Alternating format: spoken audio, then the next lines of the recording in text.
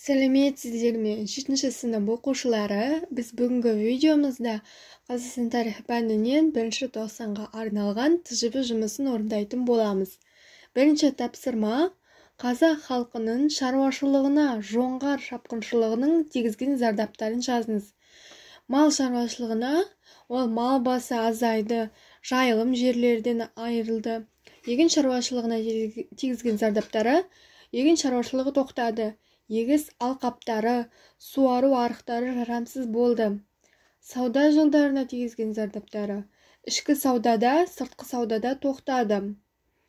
Қорытынды: жоңғар шапқыншылығы қазақ халқының экономикалық дамуына, басқа елдермен әлеуметтік қарым-қатынасына зардабын тигізді. Елдің құлдырауы халықты кедейлікке әкелді.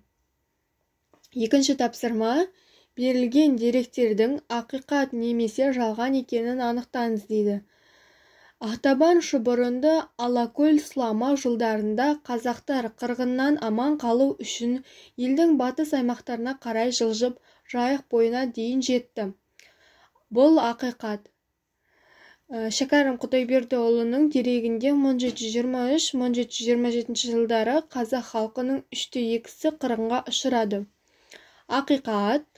Орта жүз руларының көпшілігі Сырдария өзенінен өтіп, Самарқан қаласының төңірегіне жылжыды. Бұл жалған. Үшінші тапсырма: жұт дегеніміз суықтан малдың қырылуы. 4. Жоңғар шапқыншылығынан алғашқы соққысына ұшыраған аймақтарды анықтаңыз. Жетісу және Ертіс аймағы. 5. Қазақ халқының басына түскен қайғы қасіретті сипаттайтын әнді көрсетіңіз. Нұсқасы: Елім-ай. Шәкәрім Құдайбердіұлының мәліметі бойынша, жоңғар шапқыншылығынан кейін халықтың бір бөлігі құлдыққа сатылды. 7. Қазақ халқының негізгі шаруашылығына Ақтабан шұбырынды Алакөл сылама жылдарының тигізген зардабын көрсетіңіз. Халық шұрайлы мал жайылымдарынан айырылып, мал басы кеміді. 8. тапсырма.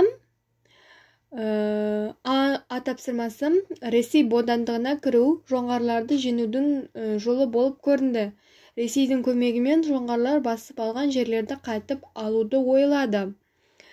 Тапсырмасы: сауда байланыстар дамыту арқылы экономикалық жағдайды жақсарту. Кіші жүздің Ресей бодандығын қабылдауының салдары. Тапсырмасы: кіші жүз жерлері тартып алына бастады. Әскери бекіністер салынды. Осы тарихи оқиғаға қатысты сіздің көзқарасыңыз қандай? Бұл Ресей империясының қазақ елін отарлау үдерісінің бастамасы болды. Ресей бодандығын қабылдау қазақ халқының кейінгі дамуына, қоғамдық өмірдің барлық салаларында өзінің кері әсерін тигізді. 9. тапсырма. Әбілқайыр ханның шешіміне қарсы тұрған кіші жүз ақсүйектерінің себептерін түсіндіріңіз. Төмендегі мәтінді және өз біліміңізді қолданыңыз дейді. Бірінші себебі: Әбілқайырдың кіші жүз ақсүйектерінің бір бөлігімен ғана ақылдасуы. Ресейдің қол астына өту шешімін Әбілқайырдың жеке өзінің қабылдауы. Екінші себебі: кіші жүзге еркіндігінен айырылу қаупінің төнуі. Үшінші себеп: Ресей тарапынан қойылған шарттардың кейбір бөлімдерінің кіші жүз халқына тиімсіз болуы. 10. тапсырма. Абылай ханның ішкі саясатының маңыздылығына талдау жасаңыз дейді. Таң қалдырған саясаты ол: Абылай ханның қиын қыстау кезінде ақын, жырау, әнші, күйшілер өнер мен мәдениетті қолдағаны.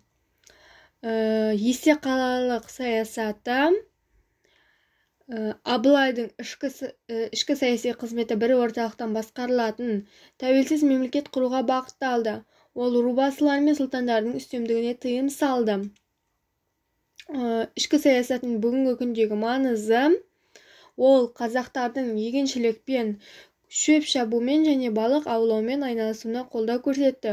Қазақ даласындағы сауда қатынасын дамытуына күш салды. Өзгеріске әкелген саясаты ол бір орталықтан басқарылатын мемлекет құрды. 1771 жылы ол Түркістан қаласында қазақтың бүкіл 300 ханы болып жарияланды. Ішкі саясатын айқындайтын маңызды ісі. Сот билігін күшейте түсті. Өз қызметінде белгілі қазақ билерінің, сондай-ақ атақты қазақ батырларының беделіне арқа сүйеді. Қолданыстағы заңнамаға көптеген өзгерістер енгізілді. Осымен біздің тжб тапсырмамыз аяқталды. Видеоға лайк басып, каналға тіркеліп кетіңіздер.